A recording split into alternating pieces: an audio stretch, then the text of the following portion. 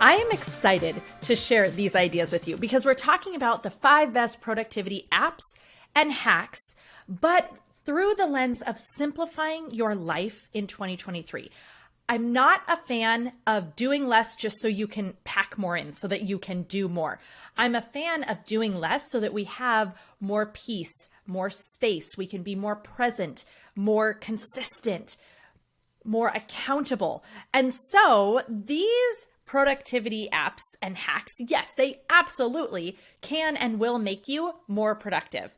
But my hope is that you utilize them to simplify your life and then embrace the simplicity. Enjoy that. Believe that you deserve it. And I have to say, that has been one of the hardest lessons personally for me to learn, is that it is okay to be still. It is okay to just be. It's okay to rest. It is okay to have nothing on the calendar. It is okay to not accomplish a ton on a day. It is okay to simplify, to be still, to rest. And yes, there are still the seasons and the moments of being productive, of getting it done. And I love those feelings. But I'm also giving myself permission to simplify, not so that I can add more, but just so that I can have more space to breathe. So here are the habits, the apps, the hacks, the things that I am utilizing this year that I'm really excited about, and I hope you will join me. Okay, so the first one is that this year I am choosing to shift focuses, and I have started my New Year's resolutions. Instead of around large goals, which is what I normally do, I've actually focused around daily habits, because I believe our habits make us who we are. Our habits define our future. If we don't like where we are right now, just look back at what our habits have been, negative or positive, and we can see the trends. So I decided this year, okay, I want to, in this vision of simplicity, I want to focus on daily habits. These are the things that I truly believe can help all the areas of my life. There are these little tiny needle movers that when I do these things, I'm like, gosh, I feel like I have a better day. And when I don't do these things, things feel a little more frantic, a little more frazzled. And that's what we're trying to replace, right? We're trying to replace that franticness, that frazzledness, that constant busyness that just, you sort of feel it in the top of your chest. It's just this tightness that is always there. We want to replace that with more stillness, more peace, more openness. So I'm focusing on my daily habits. And there's 3 ways to do this. And with anything that you're ever trying, any productivity strategy, any system, anything, the best app or system or strategy is the one that works for you. There is not a singular best, because it needs to work for you. It needs to be a great fit for what you're trying to accomplish. So I'm going to share what I'm using. I'll also share other ideas of how you could do it. And hopefully, you're willing to test more than one. If you try one and you're like, I want this to work, but that system doesn't seem to be moving me forward, then try a different one. All right, so back to the habits and how I'm really focusing on my daily habits this year. And these habits could be anything. I mean, it could be making your bed, drinking your water, doing your workout, having family dinner, reading your scriptures, saying your prayers, getting your reading in, meditation. It's whatever you feel like, gosh, I'm the better version of myself when I do these things. A few of mine that are maybe a little bit unique from the normal ones you would think of is, well, my lemon water. That's my very first thing on my app that I do every single day is my lemon water. I've been doing it for about a year and I really love it. So it's just 16 ounces of water with 1 full lemon squeezed in. It's on my nightstand. I drink it the second I wake up, and it replenishes and helps me to rehydrate after the night. I also feel like it's really helped my immune system, helped me to not get sick, because that is a lot of vitamin C. And I've enjoyed it. It's something where I feel like I'm winning the very first moment I wake up. I just feel like I'm like, yay me, already doing good things for my health. And so even just for that effect alone, I really like doing it and I don't want to stop. So lemon water, no nasty C's. Nasty C's are criticism and complaining. And I'm really, really been aware of how much I see that in the world and how much it doesn't help us. It hurts us. And so that's something that I've made one of my daily habits. I've been talking to my kids a lot about it, and in every area really that I can, because I just see how much better we are when we show compassion, kindness, empathy, understanding versus criticism, critique, or complaining.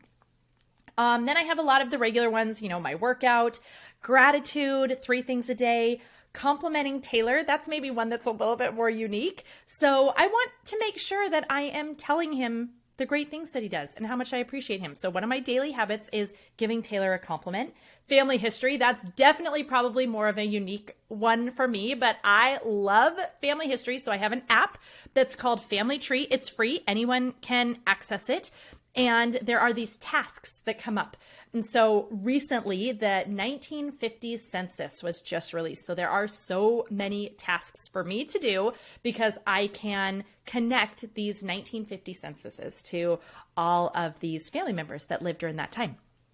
And it's really fun because sometimes I learn things about them, like their occupation or their eye color. Or, oh my gosh, I didn't realize they'd had another baby.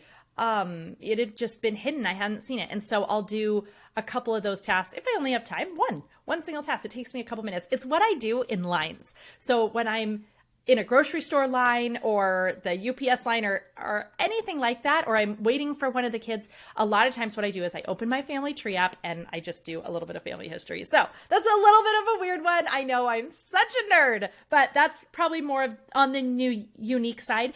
And I have some that are family and that are personal. The majority are obviously like their personal daily habits that I want to make.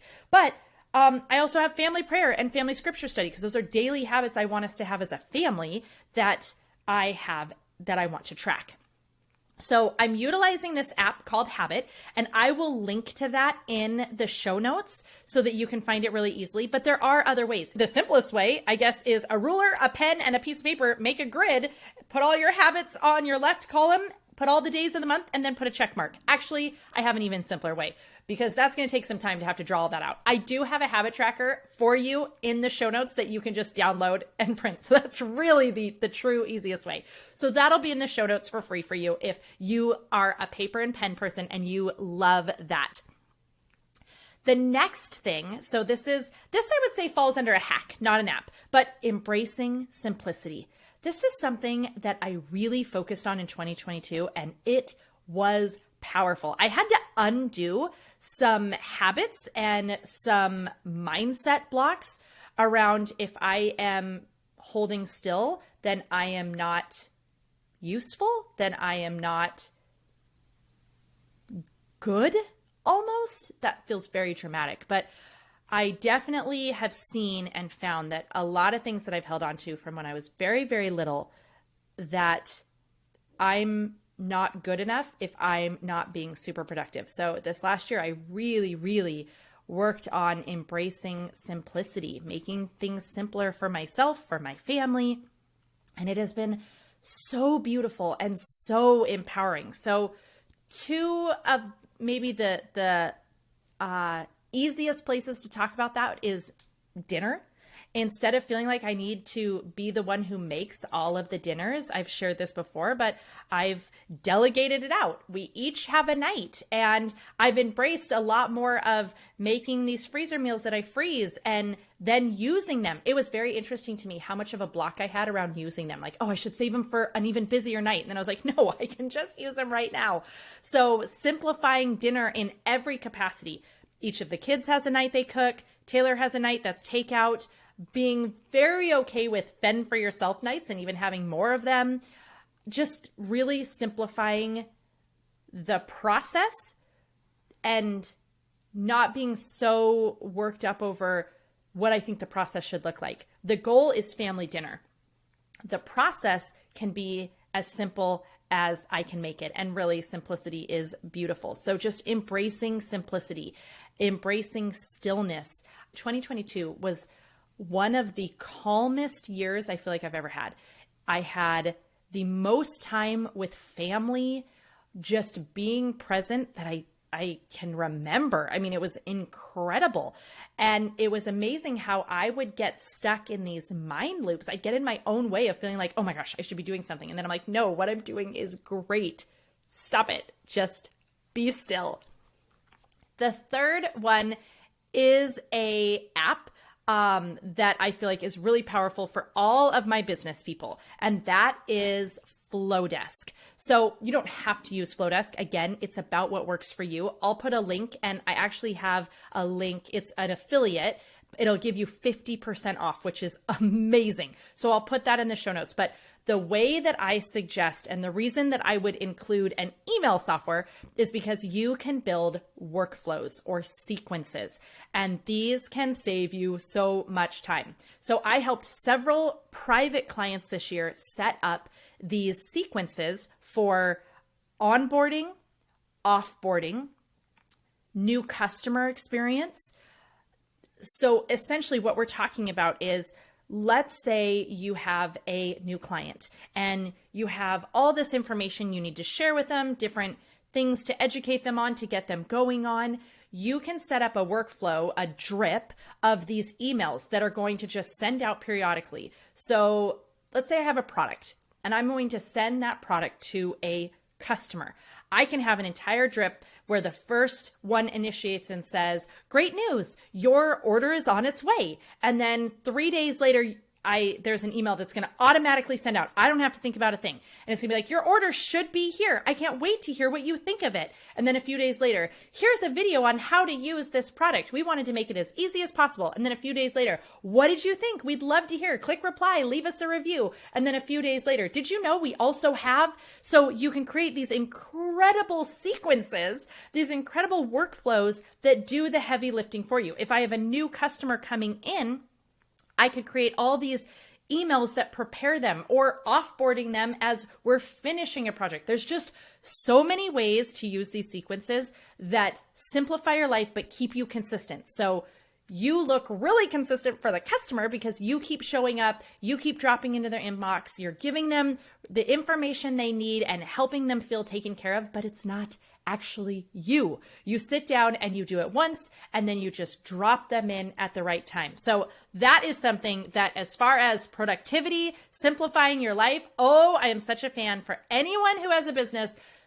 Think about areas where you're giving the same information over and over, and how can you build that as a sequence. So the most obvious are, I already said these ones, but onboarding, offboarding, new customer, even a new employee, after you've given them a free gift or a sample, so like a nurture sequence that then leads them into becoming a customer. They're really powerful. Okay, so after that one, we're going back to, this is one for everybody, and these are distraction blockers. In January, we went to Disneyland. So full year ago, we went to Disneyland, and while we were there, Taylor had to take a business call. And so he's like, hey, you guys go. I'm going to try to tuck myself away somewhere in Disneyland where I can hear and get on this call and take care of this call that I need to do. I don't know if there is a harder place to stay focused. I mean, that is like distraction central. I mean, you are just inundated with all of the amazing senses that are just, being woken up and made alive. And he's trying to get on a call and be focused on business. Not an easy task. I feel like our lives are very often the same thing. It's like we're trying to be focused on a meeting in the middle of Disneyland. So looking for ways to block the distractions that are trying to get in. They're trying to get at you. And we need to have these blocks around us that protect us so that we can be present, so that we can feel the calmness instead of the chaos. If we allow all those in, they're going to take over. And so there are a lot of different options. I do not allow pretty much any notifications at all on my phone. Nothing Everything is turned off. So just taking 5 minutes and going through your settings and being like, okay, notifications off, off, off, off. You do not need Target to tell you that they have something they want you to buy. You do not need a lot of these notifications that are interrupting you from something that is better. I'm always thinking about good, better, best. Where can I put my energy that is the very, very best? And if I'm having an incredible conversation with my kids, or I've got a great thought process, I'm in the middle of something and Target is trying to show me that the McGee & Co. thing I was looking at is on sale, that is not the right time. And so distractions turned off. So that's one of the very, very simple ways to do it. When you aren't using your email, have it off, turn it off. Don't allow it to just be on in the background. Switching your phone to focus mode so that you can't be distracted by notifications or tests, right? Like all of these things are simple ways to block the distractions. And then there are also apps like Freedom. That's one I'm going to be trying this year, and I'll have it linked in the show notes, of course. And so if we want to increase our productivity, we need to decrease the amount of distractions that we allow in. That's just the bottom line.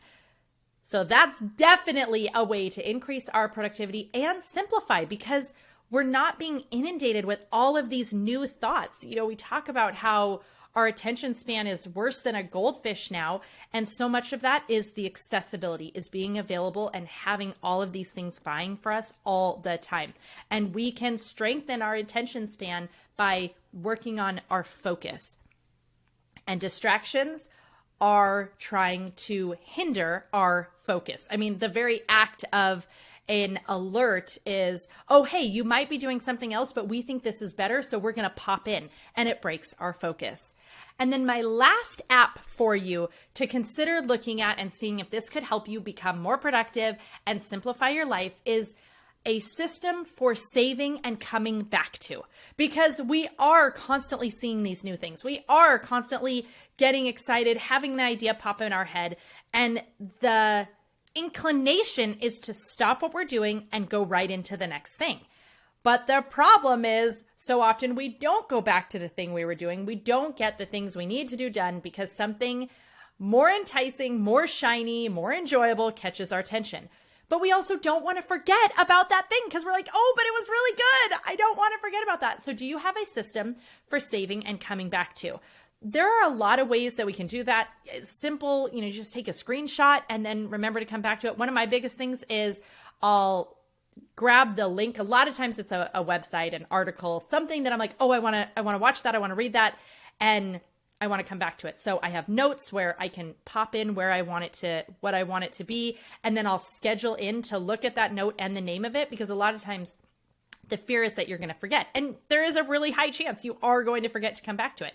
So by scheduling in a reminder to myself or asking my phone or Alexa to remind me to go back to that, then that can really help me. But there are also apps for this. So there's an app that I'm going to be trying this year called Pocket, which I will link to, that is a app for saving and coming back to. So there are also those kind of options. So when we're talking about and looking at, okay, how do we become more productive in 2023 so that we can simplify our lives? And these are my areas where I'm focusing. Number 1, daily habits. Number 2, continuing to embrace simplicity. Number 3, looking for systems that streamline and make those repetitive tasks done for me, like Flowdesk. Number 4, blocking distractions, really honoring and protecting my focus, my time, and my presence. And then the last one is looking for systems to help me save and come back to the things that I'm excited about, but that are trying to break my focus. So there you go. Those are my 5 best productivity apps and hacks to simplify your life in 2023. Are you going to try one? Are you going to give one of these a chance? Remember, I'll have all of these apps linked in the show notes, which you can get to by going to 27.balancingbusypodcast.com. Or if you are somewhere where you can find links to my website, you'll find it there. And I also will have the free download for the printable habit tracker if you love to write things and you want to just make it really, really simple for yourself.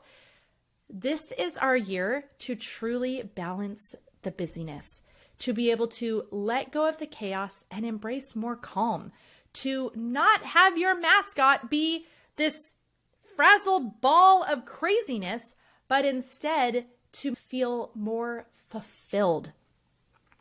How can you do that? What are the daily habits? What are the ways you can simplify? How can you honor your time more? How can you protect your focus and block the distractions and just have more joy, presence, and happiness this year? I'm so excited for this year for the podcast to really focus on balancing busy in all the areas of your life. I've been doing so much planning and I've got some really, really exciting episodes coming up to look for how we simplify those key areas of our life. And I'm thinking honestly about me personally. So if you relate to, okay, how do I simplify in the kitchen? How do I simplify with laundry? How do I simplify with my home? How do I simplify with my finances? How do I simplify in my relationships and nurture those better? How do I simplify in my business?